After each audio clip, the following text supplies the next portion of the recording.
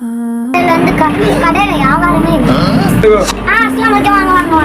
என்ன வரம்பா வரம்பா எங்க ஆளே பார்க்க முடியல ரொம்ப நாள் ஆச்சு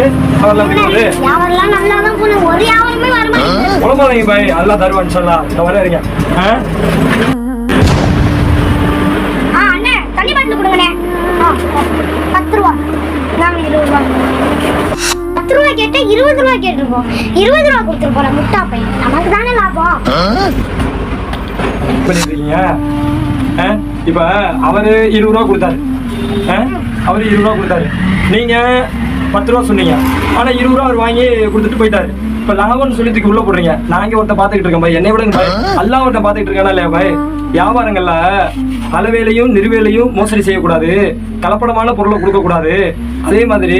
ஏமாத்தி வியாபாரம் பண்ணக்கூடாது அந்த வியாபாரம் எப்படிப்பட்டதுன்னா அது ஹராமான வியாபாரம் அந்த ஹராமான வியாபாரம் நம்முடைய உணவு நம்மளுடைய வருமானத்துல சேர்ந்தா நாளை நமக்கு துன்புறுத்தும் வேதனை உண்டு சரிங்களா முஸ்லீமா இருக்க நமக்கு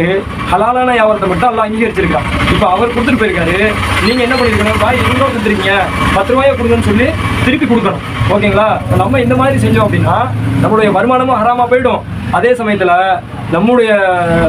வியாபாரங்கள்ல மோசடி செஞ்ச மாதிரி ஆயிடும் ஓகேங்களா சில இந்த மாதிரி யாராவது மறந்து கொடுத்துட்டு போயிட்டாலும் ஏதாவது பண்ணிட்டாலும் நீங்க என்ன பண்றீங்க இந்த பொருளாதாரத்தை திருப்பி அவங்களுக்கு கொடுத்துருங்க சரிங்களா ஏன்னா மறுமையில நமக்கு துன்புறுத்தும் வேதனை இருக்கு எல்லாம் அந்த கடுமையான நமக்கு தண்டனை கொடுப்பான் சரியா அப்ப அந்த தண்டனைக்கு பயப்பட்டு நம்ம செய்யணுமா இல்லையா இன்ஷால்லா நீங்க என்ன பண்றீங்க அடுத்து வந்தாருன்னா இது மாதிரி நடந்துக்காதீங்க அவர் கொடுத்துருங்க ஓகேங்களா சரிங்க ஓகேங்க இன்னொரு பாட்டில் கொடுங்கண்ணே வேணாம் காசு வேணாம் ஏன்னா நான் 10 ரூபா கேட்டப்ப நீங்க ஏமாந்து 20 ரூபா கொடுத்துருங்க எனக்கு காசு வேணாம் எல்லாவே நான் மன்னிச்சிரு நான் இந்த தப்பை பண்ண மாட்டேன்